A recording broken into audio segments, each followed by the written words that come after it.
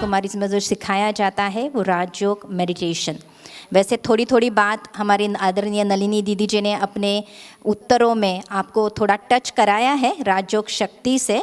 तो राजयोग में सबसे पहले, और जो मैं सारा सुन रही थी, ऑलमोस्ट मैंने सारे उनकी बातें सुनी है और कहीं ना कहीं हम स्व सुरक्षा की बात पर आकर पहुँचे थे।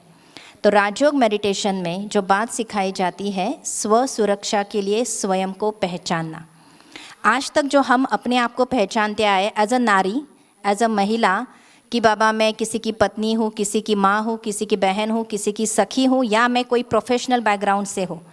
अदर देन दैट, उससे भी अलावा हमारे पास एक बहुत सुंदर आइडेंटिटी है जो हमारे आत्मिक पिता, परम पिता, परमात्मा, परम शक्ति, उन्होंने हमें दी है कि इस अनेक वैरायटी पार्ट को प्ले करने वाली मैं एक आत्मा हूँ, चैतन्य शक्ति जो मस्तक मध्य में निवास करती हूँ, just a bright point of light. जैसे आकाश में सितारे दिखते हैं वैसे मैं एक सुंदर सितारा आत्मा हूँ, और वो इस शरीर रूपी कॉस्ट्यूम द्वारा वैरायटी रोल प्ले कर रही है, कभी माँ का, कभी किसी के बच्ची का, किसी के लिए पत्नी का। तो ये वैरायटी रोल प्ले करने वाला भी कोई एक्टर होना चाहिए, तो वो एक्टर है मैं आत्मा जो अजर अमर अविनाशी हूँ।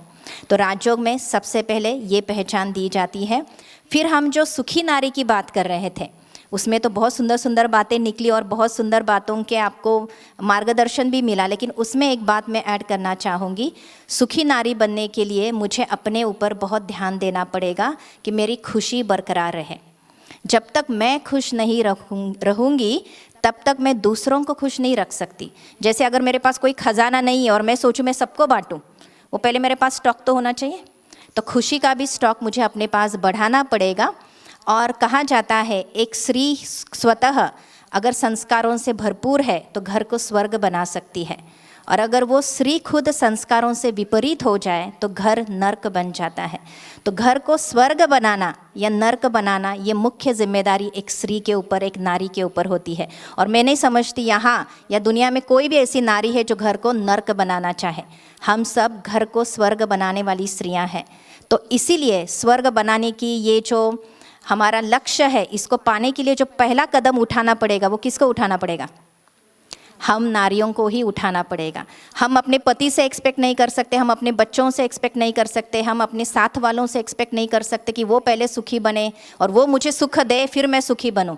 नो, आज की दुनिया में जैसे आपने कभी शिवानी बहन का भी सुना होगा, अगर हो सकता है, हर एक आत्मा बेगर की तरह हो गई है। पति पत्नी से चाहता है कि तुम मेरे से शांति से बात करो, तुम मेरे से प्यार से बात करो, तुम मुझे सुख दो।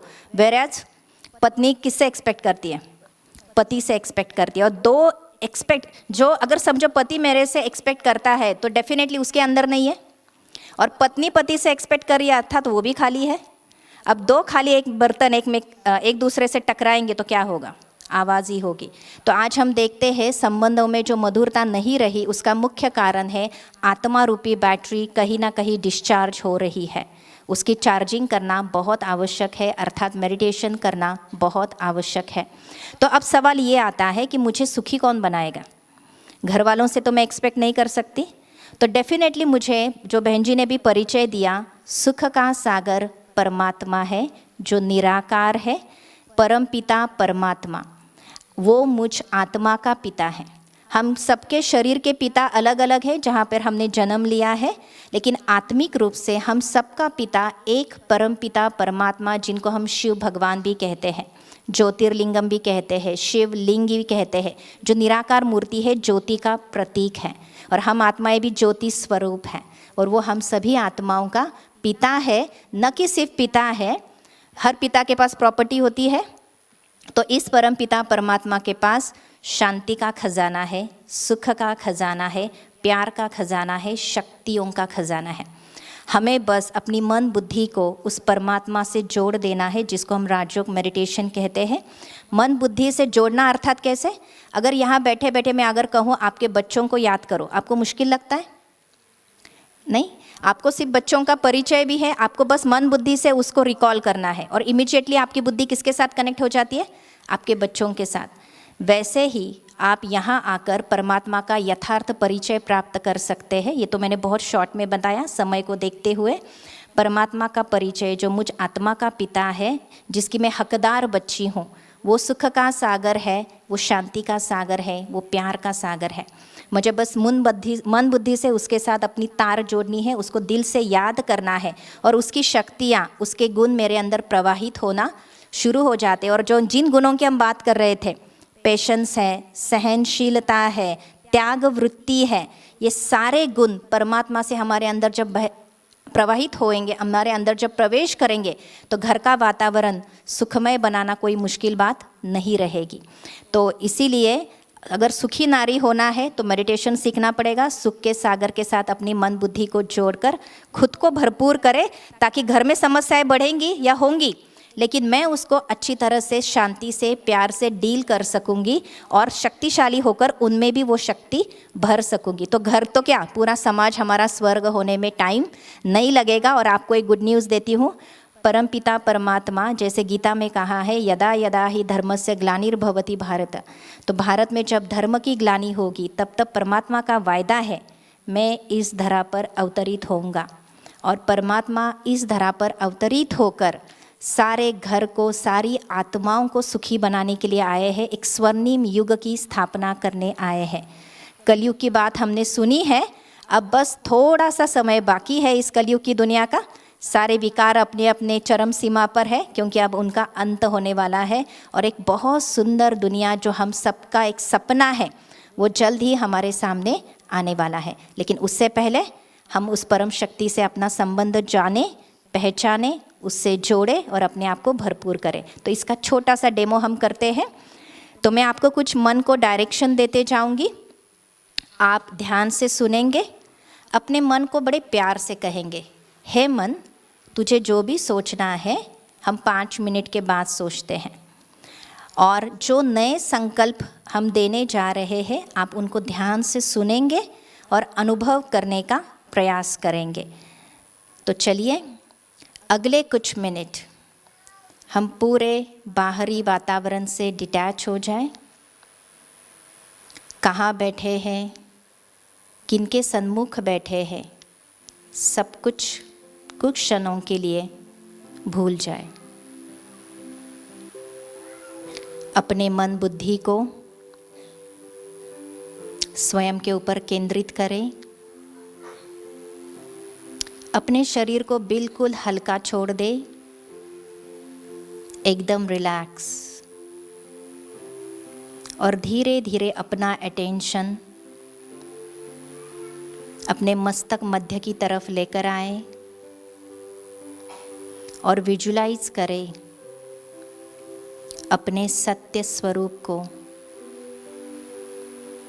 मस्तक मध्य में एक सितारे के समान चमकने वाली मैं एक चैतन्य शक्ति आत्मा हूँ। परमपिता परमात्मा, ईश्वर, प्रभु, अल्लाह, खुदा, उनकी संतान।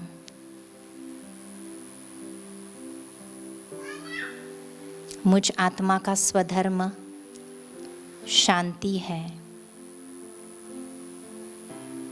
शांत कर ले अपने मन को,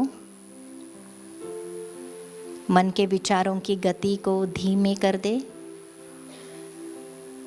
अनुभव कीजिए, मेरे अंदर बहुत शांति है। वो शांति मेरे मन से प्रवाहित होते हुए बाहर वातावरण में फैल रही है और पूरे वातावरण को शांत कर रही है। एक नारी होने के नाते मैं आत्मा खुद को सुखी बनाने की जिम्मेदारी स्वीकार करती हूँ। सुख के सागर परमपिता परमात्मा, जो भी एक तेजोमय सितारा है, अनुभव कर रही हूँ, वो मेरे आँखों के आगे है। एक चंद्रमा की तरह शीतल रोशनी फैलाता हुआ उसकी शीतल किरणें मेरे मन को शांत कर रही है, सुख से भरपूर कर रही है। मैं आत्मा एकदम शांत, खुश अनुभव कर रही हूँ। मेरे मन की दौड़ शांत हो गई है। मैं शांत रहने से मेरा घर के वातावरण भी शांत हो गया है। घर के लोगों के अंदर भी शांति बढ़ती जा रही है और घर में धीरे धीरे खुशहाली भी आती जा रही है। ओम शांति शांति शांति।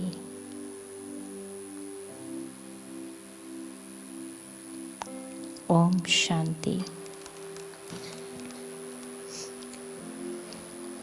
तो प्रतिदिन कभी भी समय मिले, जैसे मोबाइल चार्ज करने के लिए हम समय नहीं ढूंढते हैं, जब भी हमें दिखाई दिया कि हम चार्ज कर सकते तुरंत जोड़ देते हैं, वैसे आत्मा रूपी बैटरी को चार्ज करने के लिए आप जहाँ भी बैठे हो, ऑफिस में हो, घर में हो, जो भी काम कर रहे हो, बस 1 मिनट या 2 मिनट अपने आप को डिटैच कर ले, अपने आत्मिक स्थिति में आ जाए और उस परमात्मा से अपना मन बुद्धि योग जोड़ के स्वयं को इन शक्तियों से भरपूर करें।